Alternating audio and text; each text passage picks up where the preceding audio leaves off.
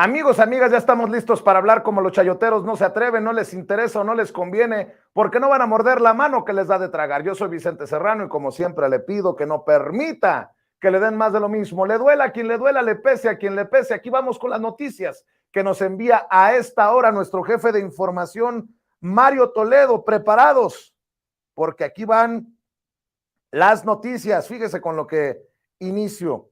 No voy a ser cómplice, dice el presidente Andrés Manuel López Obrador al hablar del acuerdo Monreal-PAN por el INAI.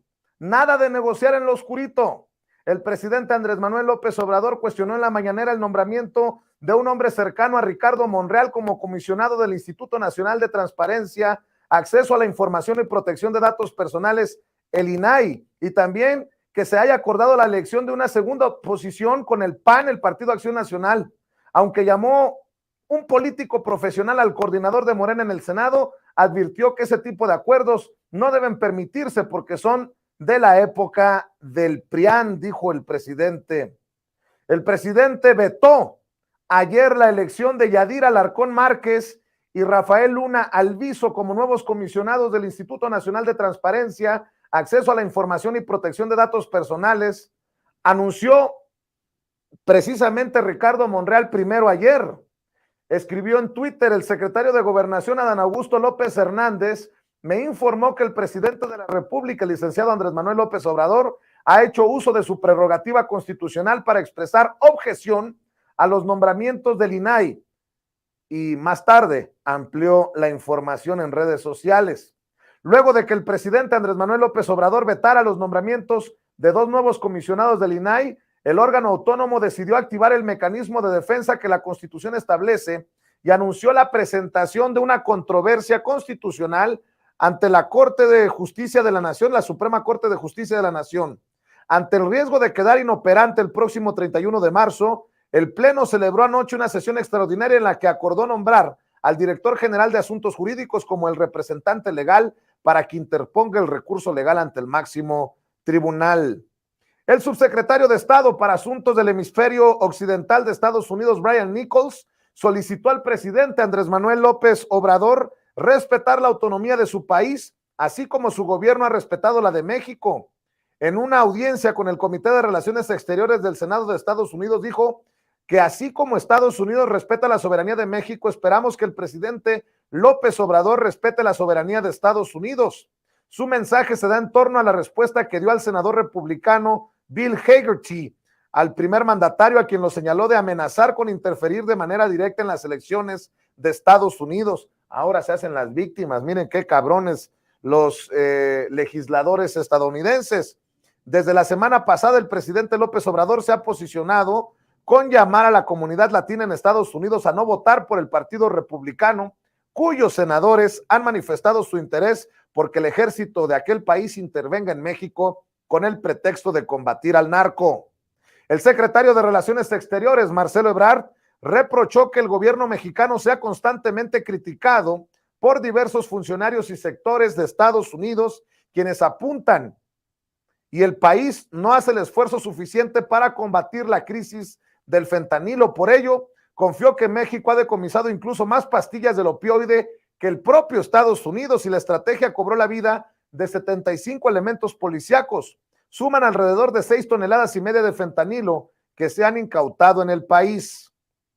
El gobierno de Estados Unidos refutó ayer que en México no se produce fentanilo, como ha declarado el presidente Andrés Manuel López Obrador, aunque hoy hizo una aclaración en la mañanera.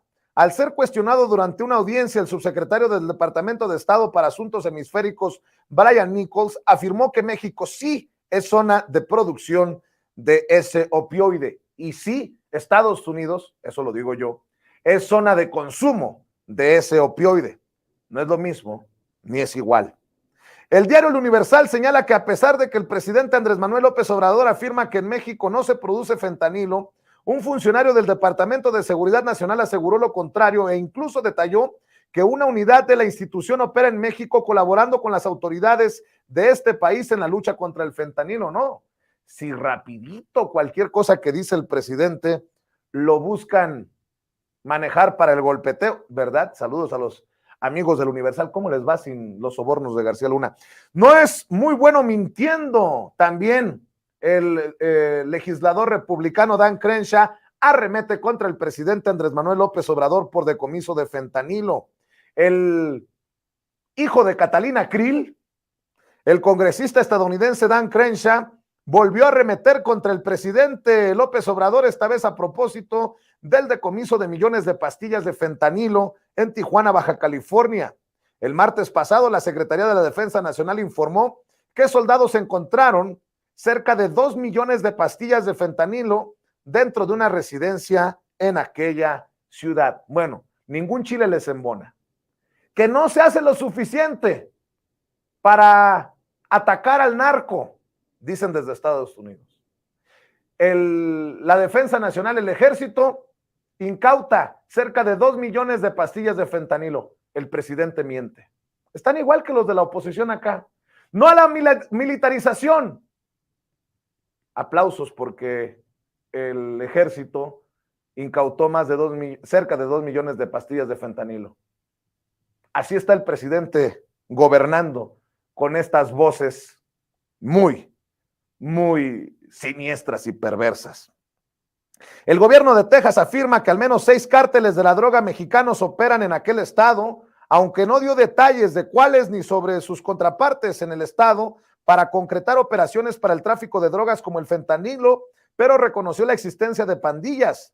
La revelación fue hecha por el coronel Stephen McGraw, director del Departamento de Seguridad Pública de Texas, gobernado Texas por el republicano Greg Abbott. ¿Cuántos cárteles mexicanos operan en Texas?, cuestionó el representante republicano Carlos Jiménez de Florida. En Texas, respondió, estamos enfocados en 6 cárteles que operan, respondió escuetamente McCraw. El representante Jiménez no acotó sobre la operación de esos cárteles en Texas, pero cuestionó a McCraw si sabía cuántos miembros de esos grupos criminales operan del lado mexicano. Emite Estados Unidos alerta de viaje para Spring Breakers que visiten el Caribe mexicano. El gobierno de Estados Unidos emitió una alerta de viaje para quienes durante las próximas vacaciones de primavera visiten el Caribe mexicano. A través de un comunicado emitido por la embajada y los consulados estadounidenses en México, se informa que si bien la gran mayoría viaja de manera segura, los visitantes deben considerar diferentes factores. Entre las alertas a considerar por parte del gobierno estadounidense está el crimen violento en destinos turísticos de México como Cancún, Playa del Carmen y Tulum. México apela a sentencia que desechó su primera demanda contra los fabricantes de armas. El gobierno del presidente Andrés Manuel López Obrador presentó una apelación contra la sentencia de un juez en Boston, Massachusetts, referente a la demanda que hizo contra empresas fabricantes y distribuidoras de armas en dicho país. La Secretaría de Relaciones Exteriores informó en un comunicado que el martes presentó una apelación contra la resolución de un juez federal en la Corte de Distrito de Boston, Massachusetts, al determinar que una ley de inmunidades en Estados Unidos protege a empresas del sector de armas, aun cuando sus conductas causen un daño en México. Ah, qué cabrones, ¿no? Ah, pero los narcos con armas estadounidenses, los narcos mexicanos en México con armas estadounidenses, mandemos al ejército. Oiga, por favor, no digan mamá, perdón, no me la chiflen que es cantada, diría el maestro Zenén Seferino, a quien le mando un saludo hasta Jaltipan, Veracruz. Con Andrés Manuel López Obrador se incrementó 65% el decomiso de armas. En este sexenio, el decomiso de armas de fuego en México se incrementó 65% comparado con el periodo 2014-2018. En fusiles calibre 50 se incautaron 61% más, lo cual es un indicador de la fuerza que ha tomado el crimen organizado, pues serían los preferidos del narco. Si tan solo Estados Unidos controlara la venta de rifles de alto poder y del mencionado calibre, se debilitaría su capacidad de respuesta. Se informó a los cónsules mexicanos acá en Estados Unidos en la reunión con el canciller Marcelo Ebrard. Por estos temas es que es tan importante la serie de entrevistas que ha iniciado nuestro querido amigo Antonio Toño Ruiz. Ya entrevistó a la cónsul general en Kansas City, hoy entrevista en Denver al cónsul general de Denver, Colorado, así que ya estaremos dándole más detalles de las noticias que estamos siguiendo para ustedes, sin pelos en la lengua, sin censura. Y bueno, déjeme